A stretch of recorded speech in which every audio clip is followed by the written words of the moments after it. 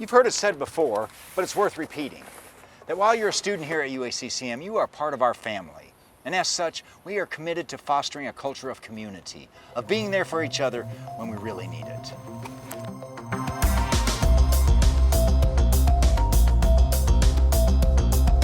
The Timberwolf Pantry is located on the first floor of the library complex, right there in the small lounge behind the stairs. There's also a second pantry located in room 125 of the Kirk building.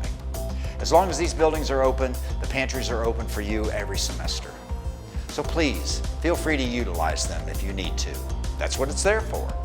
The Timberwolf Pantry provides food and basic hygiene items for anyone in our UACCM family who needs assistance. Food items include both ready-to-eat items such as canned ravioli or tuna, and meal packs such as noodles, sauce, and canned vegetables. Hygiene products can include items such as deodorant, toothbrushes, toothpaste, personal care products, and other items students may really need but struggle to find money for in their weekly budget. One good deed deserves another, and by donating to the Timberwolf Pantry, you're helping your fellow students. So, until next time, this is Tom McLeod for McLeod's Minutes signing off. Carry on.